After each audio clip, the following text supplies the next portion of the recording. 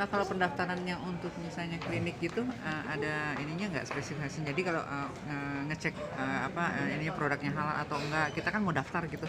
Itu Dari klinik maksudnya ya? dari klinik kan Dari mau klinik. gabung ke Ya, Bion kan. nah itu biasanya kita dari satu yang izin praktek, tadi izin klinik, kemudian kedua dari dokter yang izin praktek. Kalau untuk Produknya nggak di produk-produk biasanya ada BPOM ya. Oh gitu. Gitu. Nanti mungkin kalau untuk kayak halal non halal kita ada segmen lagi khusus untuk itu. Boleh dijelaskan nggak latar belakang sama kenapa estetik? Oke, latar belakangnya satu kalau dari cerita saya sendiri, founder dari Bion Estetik ini, karena saya di Media TV dulu 8 tahun, dari 2009 sampai 2016, waktu itu saya bikin di net sebagai news presenter dan akhirnya waktu itu saya memutuskan untuk membangun bisnis di event decoration. Nah dari dua industri ini yang saya memang fokus di situ waktu itu, media kemudian di event, saya menggabungkan industri ini untuk menjadi Bion Estetik gitu. Jadi digital media dan event specialist. Itu salah satu latar belakang saya. Dan kenapa saya pilihnya estetik medis? Karena dari pengalaman saya juga, kemudian kita di negara Indonesia, negara tropis, pastinya penduduknya, populasinya itu hampir 10% tuh memiliki masalah umum kulit, yaitu jerawat. Kemudian kedua, dengan populasi 33% kaum milenial nih yang sekarang mau masuk ke 40, termasuk saya juga, masuk aging atau penuaan, nah itu juga menjadi salah satu kebutuhan mendasar gitu. Kemudian berikutnya, di usia produktif 30-59 tahun di mana populasinya 90% di Indonesia itu memiliki masalah juga akibat faktor usia, misalnya pigmentasi. Nah, jadi masalah aging, masalah acne, jerawat, kemudian masalah pigmentasi itu adalah masalah dasar di Indonesia. Nah, sementara kita dipercepat lagi dengan pandemi, terus kemudian sekarang digitalisasi, sosial media, video sharing itu kan jadi kebutuhan ya. Jadi sekarang kebutuhan untuk eksis itu bukan hanya buat artis-artis atau public figure gitu, tapi jadi kebutuhan banyak orang di Indonesia pada umumnya.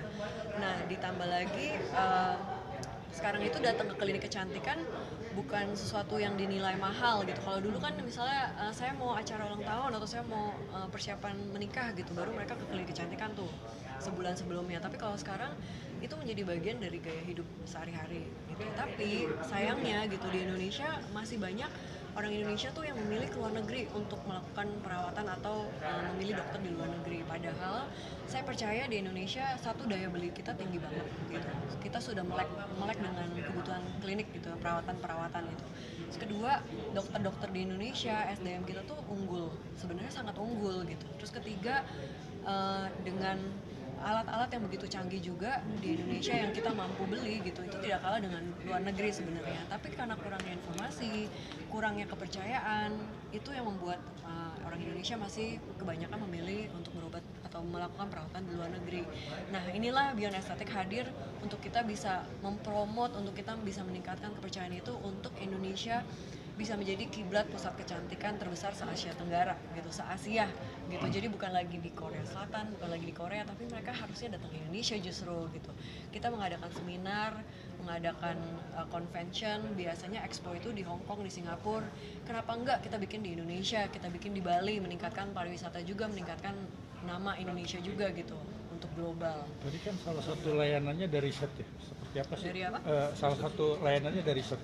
Seperti apa sih dari Bion Estetik sendiri melihat tren kecantikan Indonesia masih Ya, untuk kalau untuk research itu adalah segmen yang akan kita kembangkan di launching di tahun 2023. Kita bekerja sama dengan dokter. Tapi kalau untuk tren yang sekarang yang saya amati, saya ngobrol dengan dokter-dokter juga, kemudian ngobrol dengan sesama pasien-pasien yang memang melakukan perawatan. Apa yang mereka inginkan sekarang itu adalah naturally glowing. Jadi mereka udah lebih, sekarang trennya tuh udah nggak mau makeup yang tebel banget, tebel seperti itu. Jadi mereka maunya yang less makeup atau tanpa makeup tapi tetap terlihat cantik, tetap terlihat fotogenik di kamera untuk sosial media. Nah, untuk mendapatkan itu tentunya yang basic dibutuhkan adalah kulit yang sehat gitu, healthy skin gitu. Dari situ mereka baru bisa tampil dengan tanpa makeup sedikit pun atau tanpa makeup sama sekali. Nah, itu kenapa perawatan ke klinik kecantikan nggak bisa dapat dari skincare aja gitu, nggak bisa dapat dari tentunya menggabungkan antara olahraga hidup sehat, kemudian dari skincare juga, kemudian untuk perawatan dengan dokter-dokter estetik. Tapi nggak sih wacana terkait sertifikasi, karena kan di industri estetik sendiri dokternya ini agak-agak berbeda ya, bukan dokter. Ya, kalau untuk dokter estetik kan memang tidak spesialis ada dokter estetik gitu. Iya, Jadi dokter estetik di Indonesia biasanya adalah satu dokter umum yang memang mereka mengambil kursus-kursus tambahan estetik. Terus kemudian kedua dari dokter kulit dan kelamin SPKK itu mereka biasanya mengambil spesialis lagi untuk ke estetik. Kemudian ketiga adalah dokter bedah plastik. Itu yang biasanya mereka dari 3 cabang ini yang mereka menjadi dokter estetik. Karena memang Nggak ada spesialisasinya. Ya. ada bion estetik, mungkin ada wacana ke depan seperti yang menanggapi yang tadi itu. Kalau dari kami, ya kalau dari kami karena kami sebagai wadah kan, Wadah, komunitas ya. platformnya aja ya. Sebenarnya digital media dan juga event specialist. Jadi kita akan lebih ke penyedia wadah, penyedia tempat, penyedia eventnya untuk mengcater semua teman-teman di bidang beauty estetik ini untuk maju bersama, seperti itu sih. Jadi kita punya tipe-tipe event, ada yang edukatif sama yang umum. Kalau yang edukatif itu kita peruntukkan untuk para rekan dokter.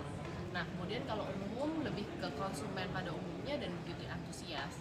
Nah, yang edukatif itu kita ada 2 tipe, ada yang masterclass, Beyond Aesthetic Masterclass, sama ada yang Beyond Aesthetic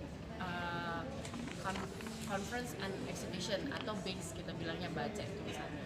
Nah, itu lebih ke dokter. Jadi yang datang ke acaranya itu siapa sih? Dokter-dokter gitu. Nah, kalau untuk di baca ini atau base itu ada conventionnya juga atau exhibitionnya yang akan didukung oleh para produsen, misalnya raw material, terus udah gitu distributor yang punya produk-produk untuk mengcater semua dokter-dokter yang tadi kita memang targetkan. Tapi yang kita targetkan memang dokternya yang dari dokter umum, SPKK, dan juga plastik surgery gitu. Nah, kita juga ada yang umum, eventnya lebih ke konsumen sama beauty antusias. Kita ada Beyond Aesthetic Fair yang kita lakukan mall to mall di Indonesia, seluruh Indonesia, jadi kota-kota di Indonesia kita akan datengin. Terus yang kedua kita ada Beyond Aesthetic Indonesia Expo, lebih ke konsumen yang emang beauty antusias untuk lihat tentang kecantikan itu seperti apa sih. Ada juga yang pamerannya, ada talk show-nya, ada mini treatment, tapi lebih ke konsumennya langsung.